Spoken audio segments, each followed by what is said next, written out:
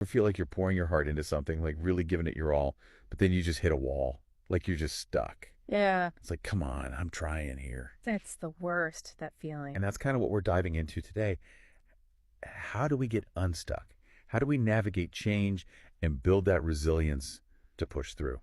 And get this, we're looking at two totally different places for inspiration today. Yeah, Oh, so we've got this motivational podcast about, wait for it, the Chinese bamboo tree, okay. Interesting. and then a totally different vibe. We're going to dig into this classic self-help book, Who Moved My Cheese? I love that book. It's a classic for a reason, right? But it's wild how these two sources, like the bamboo and the cheese, they kind of come together to give this like complete picture of how we deal with change. You know, it's funny you say that because they really do complement each other in a weird way. You wouldn't think so at first glance, but they both get at this universal truth about how we grow. Totally. So are you ready to get a little bamboo-fied? Let's do it. All right, so picture this. You plant a Chinese bamboo tree seed, right? You're watering it, you're giving it sun, you're Mhm. doing everything right. Right, putting in the work. Exactly. But here's the thing. For the first 4 years, nothing. You see zip, zero nada above the ground. Oh, I'd be freaking out. I'd think I was doing something wrong for sure. Right. It's enough to make you want to give up gardening altogether. It's like those times when you put so much energy into something, a project at work, a relationship, whatever, and you just don't see the payoff. And that's when, bam, year 5 hits you like a freight train. This little tree that's been totally MIA suddenly shoots up like crazy. No way. How much are we talking? Like a few inches? Try 90 feet in just 6 weeks. You're kidding. 90 feet. Yeah. It's like those overnight success stories that were actually like 5 years in the making. Wow, that's incredible. It really makes you think about what's going on beneath the surface, all that unseen growth. Right. So while you were about to toss that bamboo on the compost heap, it was actually building this massive root system underground, becoming crazy strong. Setting the foundation for that incredible growth spurt. So how do we tap into that bamboo wisdom? You know, especially when we're in those invisible growth phases, feeling stuck, unsure if we're making any progress at all. Yeah, because let's be real, those are the times that really test you. They do. But think about it. Every time you've achieved something amazing, I bet there were moments when you doubted yourself, right? When you felt like giving up. Oh, absolutely. I think we've all been there. Exactly. And it's those moments, those challenges that force us to dig deep, to trust the process, even when we can't see the finish line. The bamboo reminds us that those tough times, those feelings of being stuck, they're not the whole story. Right. It's about shifting your perspective. Instead of, I'm not seeing results, it's, I'm building a strong foundation. Okay, so we've got this bamboo patiently growing its roots, but now let's toss another ingredient into the mix. How about some cheese? All right, I'm intrigued. You're talking about who moved my cheese. Right, bingo. Now, stay with me here. Imagine these 4 characters running around a maze. 2 mice, Sniff and Scurry, and then these 2 little humans, Hem and Haw. And all they care about is cheese. Sounds a little out there, I know, but it's such a clever way to understand how we deal with change. It's not really about the cheese, unless, you're a huge cheese fan. But the cheese is like a symbol, right? Is anything we want in life. A good job, a happy relationship, whatever makes you pick. That aha moment you get when you realize this isn't about actual cheese, it's about our hopes, our dreams, those things we're chasing after. Exactly. And the maze. That's the journey, with all its ups and downs. And those detours we never see coming. So naturally, at some point, the cheese disappears. And that's when things get really interesting with these characters, because they all handle it so differently. Yeah. So you've got Sniff and Scurry, they're like little cheese-seeking missiles. Cheese disappears, they don't even blink. They're off on a new adventure to find more. Right, they just roll with it. No overthinking, no complaining. And then there's Hem and Haw. Oh, Hem and Haw. Uh-huh. Talk about relatable. I mean, they lose their cheese, and it's like the world is ending. Oh, totally. It's like, who moved my cheese? This isn't fair. I had a system. I swear, I hear Hem's voice in my head Yeah. at least once a week. Like that time, remember they changed the coffee machine at work? Yeah. And I just about lost it. Oh, I feel that. Change can be so jarring, especially when it feels out of left field. But that's what's so brilliant about Hem and Haw.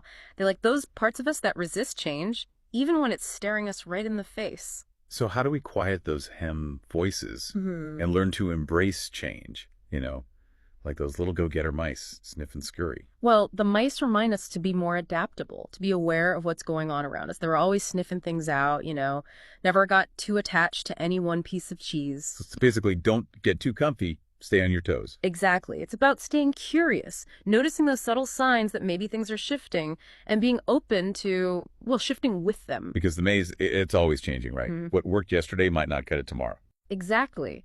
Being adaptable, it's not just about reacting to change when it smacks you in the face. It's about anticipating it, even welcoming it. Like, change is just part of the game. Okay, but what about Ha? He's kind of stuck in a rut for a while, isn't he? He does take a while to come around, but eventually he has this light bulb moment where he realizes hanging on to that old cheese, it's not doing him any good. That's when he starts to really challenge himself, to face his fears head on. Yeah, he realizes he can't control the maze, but he can control how he reacts to it. That's a biggie. Big time.